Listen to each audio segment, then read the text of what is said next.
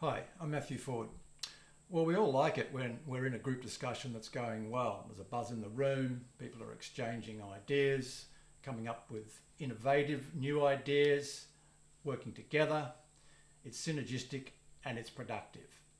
And when all this is happening, there's usually somebody there attending to the process, making sure all the voices are heard, providing some structure to the way the discussions are undertaken, and if required, intervening to protect the process and call out any bad behaviour. And that person, of course, is a facilitator, whether it's a member of the team wearing a hat or whether it's an external person brought in to do the job. And we all know what it's like when there's not a facilitator there too, I think, when people talk over the top of each other, two or three people do all the talking, other people start zoning out, talking to each other, and people are getting pretty frustrated and bored. Yep, we've all been there. So if you're involved in facilitating group processes, this video will provide a little overview of some upcoming workshops I'm going to be running in different centres around Australia over the next few months that might be of interest to you. The workshops will be of benefit to anyone who's involved with groups, whether it's managers or team leaders or design process leaders or scrum masters, and anyone else who's just interested in groups being more effective that they're involved with. But before I go through the content of the workshop, just a little bit about me and what, in particular, what got me really enthused about this topic and the buzz of being part of an effective group. And that was a little while ago now when I was at the University of Queensland in a second year subject on communication skills, appropriately enough, run by Bob Dick. And in the first lecture, Bob said to us all, well, okay, now you guys are going to work out the assessment for this subject. And some people in the room were looking at each other going, what? They didn't kind of like the idea of that. They just wanted to know what was expected of them and to go away and do it. But I was fascinated by it. I thought, well, this is really interesting, and the process by which we broke out into the breakout groups and discussed things and came back and voted, etc. Like this was co-design, this was participation, this was sharing power. We made the decision. And I thought that's great. And that stayed with me for all these years that I've been working in consulting and training on organisational change and strategy development. So, well, and a lot of the work we do, after all, is in groups. We are a small group species. And so it is quite satisfying to take on the facilitator role and know that you have made a real contribution to the effectiveness of a group. And the groups will thank you for it when you provide the structure and also when you politely interrupt the guy that's already said too much and give other people, the quieter ones, an opportunity to be heard if they want to be. So, okay, if you'd like to develop your skills in this area, this workshop might be for you. They'll be highly interactive. We'll mix theory and practice.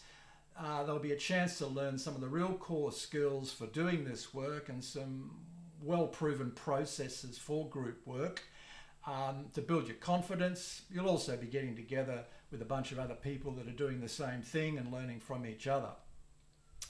And I'll also provide everyone with a reference manual that will have a lot of good stuff that I've pulled together over the years on this topic.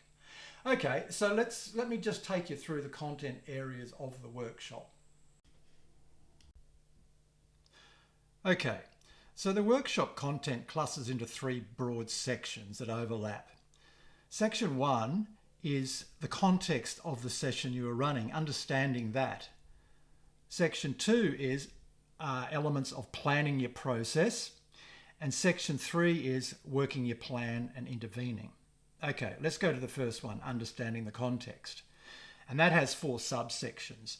The first one of those is about the role of the facilitator, being clear on your process role, differentiating it from the group's work, which is about their content, exchanging information, making decisions, agreeing on action, which are the outputs of the session.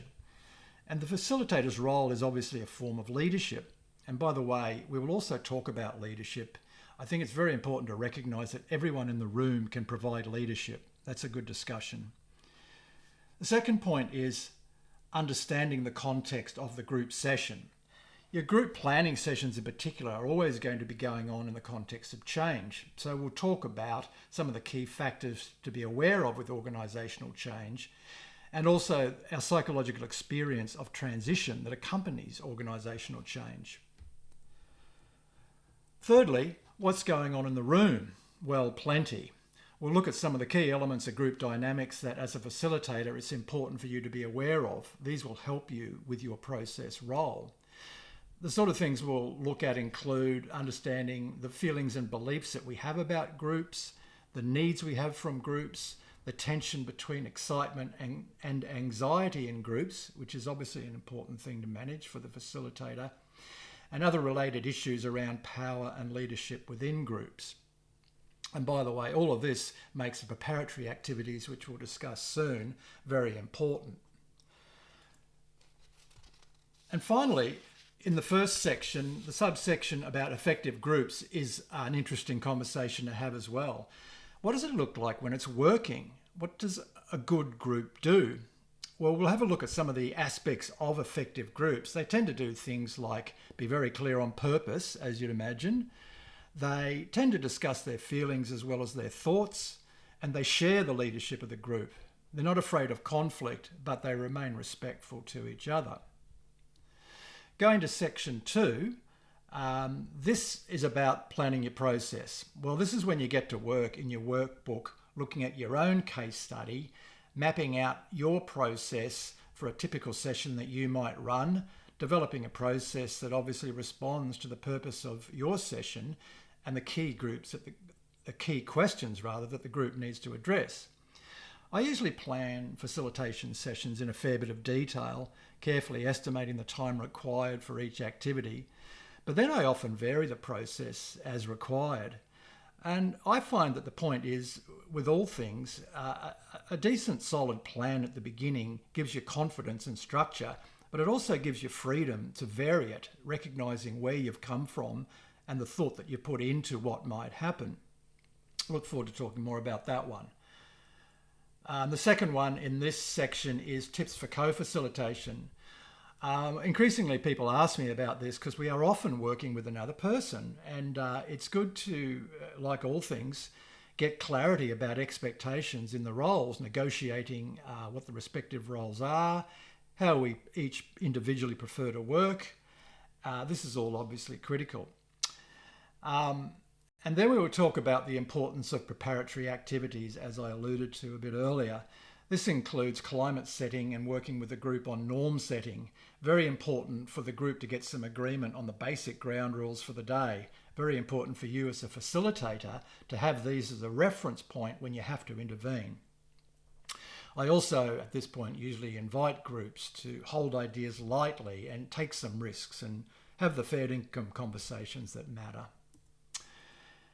And then finally, we get to the real important work of what are the core processes for information exchange and decision making. Well, these apply in nearly every setting, exchanging ideas and making decisions. The workshop manual will provide lots of samples of the sorts of processes that might work for you.